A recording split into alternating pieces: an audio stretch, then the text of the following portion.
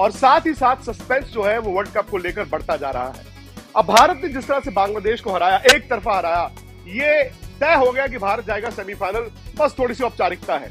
अब औपचारिकता में ही तो पेट फंस गया है, क्योंकि ऑस्ट्रेलिया हार गया है अफगानिस्तान से। अब द मोमेंट ऑस्ट्रेलिया अफगानिस्तान से हारा, समीकरण थोड़े बदल गए हैं। भारत और ऑस्ट्रेलिया का मैच भी इंपॉर्टेंट हो गया। उधर अफगानिस्तान भी जा सकता है, ऑस्ट्रेलिया भी जा सकता है, और सबसे आगे फिलहाल इंडिया ही चल रहा है। लेकिन समीकरण कुछ ऐसा है कि अगर ऑस्ट्रेलिया आखिरी मैच में भारत को हरा दे, वहां पर अफगानिस्तान बांग्लादेश को आखिरी मैच में हरा दे, और मार्जिन इन दोनों का इतना हो कि 123 रन मिलकर इन दोनों की जीत का अंतर हो जाए, तो भारत बाहर भी हो सकता है अगर भारत ऑस्ट्रेलिया से हार गया। हाय वीवर्स, अफगानिस्तान ने ऑस्ट्रेलिया को शिकस्त दे दी, एक बड़ी शिकस्त दे दी, और उसके बाद साउथ अफ्रीका ने वेस्ट इंडीज को वर्ल्ड कप से बाहर कर दिया। अब दोस्तों आज का बहुत बड़ा मैच है, इंडिया के ऊपर बहुत बड़ा प्रेशर है, ऑस्ट्रेलिया और इंडिया का।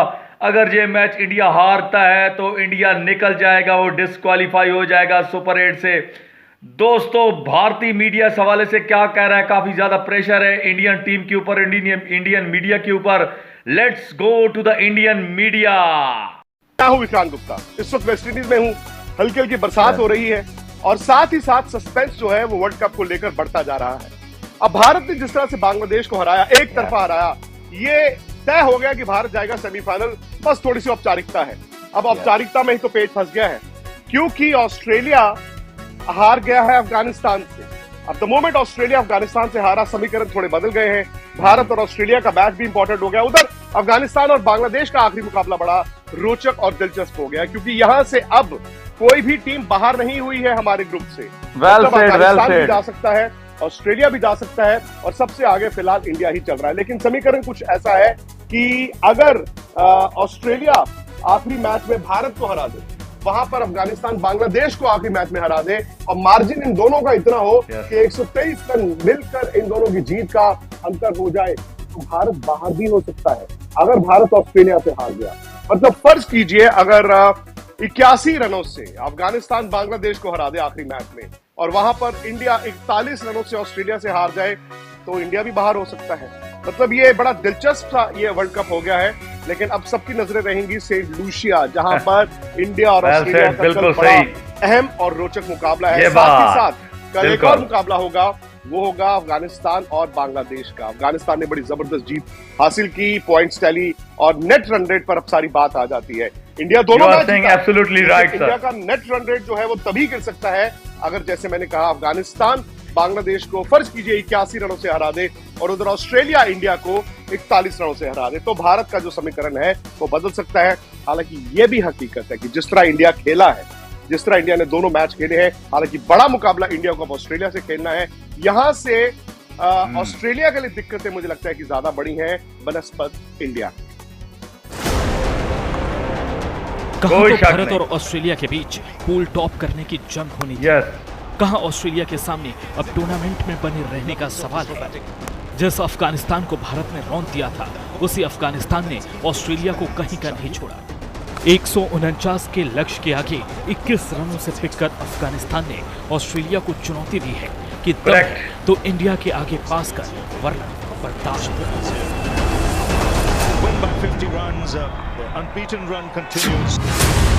ऑस्ट्रेलिया को हराना है, ऐसा ही है, बाहर का रास्ता दिखाना है। इधर इंडिया का दम बम बम कर रहा है, उधर ऑस्ट्रेलिया का दम निकल रहा है।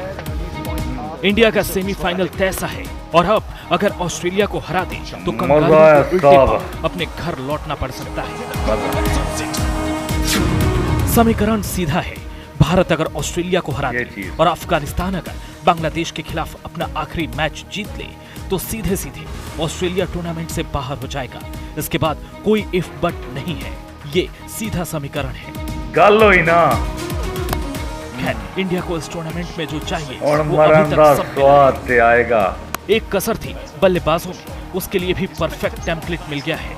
पिछले मैच में किसी बल्लेबाज ने बहुत बड़ी पारी नहीं खेली, लेकिन स्कोर 196 तक पहुंचा। वो सिर्फ इसलिए कि 8 सक्षम बल्लेबाजों के साथ खेल रही टीम इंडिया ने जान लिया है कि विकेट पर देर तक रुकने की जगह गेंदों को दूर तक भगाना है।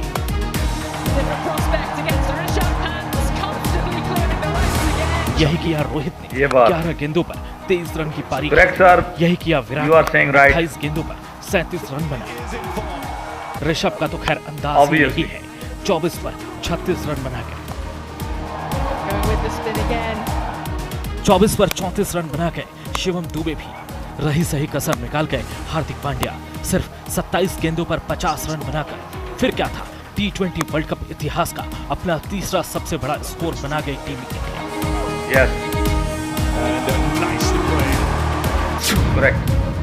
T20 खेलने का यही है सही तरीका। देर तक टिकने की जगह गेंदों को दूर तक भगाना है। और गेंदबाजों की तो बात ही क्या, अभी तक टीम की सबसे बड़ी ताकत यही है।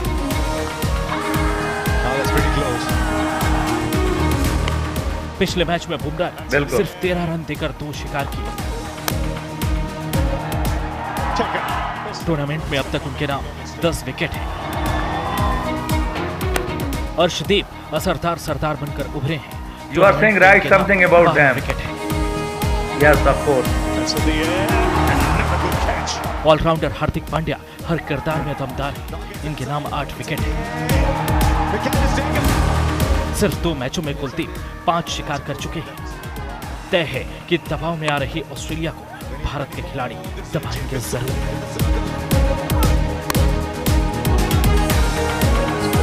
विक्रांत गुप्ता, एंटीगा, आज तक। सही बात। तो इंडिया ने कल बांग्लादेश को एक तरफा हराया। मतलब भारत ने पहले अफगानिस्तान को 47 रनों से, फिर अफगानिस्तान को बांग्लादेश को 50 रनों से हराया। इसका मतलब यह है कि भारत की जो आप बॉक्सेस चाहते थे ना, वो आहिस्ता आहिस्ता टिक हो रहे थे। भारत की गेंदबाजी तो चल ही रही थी, लेकिन अच्छी बात यह हुई कि भारत की जीत के बाद भारत के बल्लेबाजों ने भी रन बनाए, और जो आपको चाहिए था, जिस तरह की इंटेंट चाहिए थी, वो भारत ने दिखाई। लेकिन खेल खेला है अफगानिस्तान में। अफगानिस्तान ने एक छोटा सा टोटल डिफेंड किया, वो भी ऑस्ट्रेलिया के खिलाफ, और ऑस्ट्रेलिया जिस तरह हारा, जैसे मैंने पहले भी कहा, ये चौंकाने वाला नतीजा था, और इससे कहीं ना कहीं हमारे ही ग्रुप के समीकरण बदल गए। इस अफगानिस्तान की टीम ने ऑस्ट्रेलिया की दुनिया ऐसा ही है।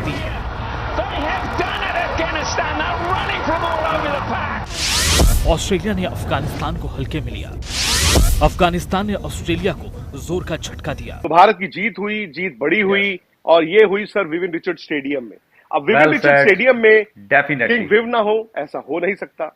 और जब मैच खत्म हुआ तो दुनिया के क्रिकेट के किंग आए, वो भारत के ड्रेसिंग रूम में गए, ऋषभ पंत से मिले, बाकी खिलाड़ियों से मिले, और उन्होंने ये तो साफ कर दिया विव रिचर्ड्स ने कि भाई भारत जिस तरह से क्रिकेट खेल रहा है, यहां से हो सकता है कि भारत वर्ल्ड कप ही जीत जाए। एंटीगा के एक और सितारे सर कर्टली एम्ब्रोस को भी कल मैं मिला, मैं और निखिल नाथ दोनों मिले, और सर कर्टली ने एक इंटरव्यू दिया। वो इंटरव्यू आप स्पोर्ट्स तक पर पूरा देखेंगे, लेकिन आज तक पर देखिए उसका थोड़ा सा अंश, जिसमें सर कर्टली एम्ब्रोस भी भारत को फेवरेट मानते हैं, और उनका कहना है कि बुमराह का मैं पहले से भी दीवाना था, और आज तो मैं और भी बड़ा दीवाना हो गया। Since we all know that batsmen do win you games, pressure भी bowlers to win the World Cup, do you think Bumrah has it in him to win the World Cup for India?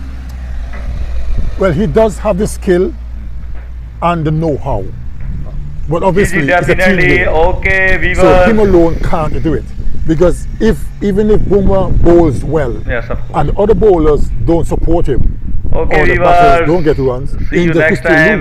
Thank you, so it's a ji. team thing. Okay, yes, okay, thank you so much. Bye bye. And is playing a big part of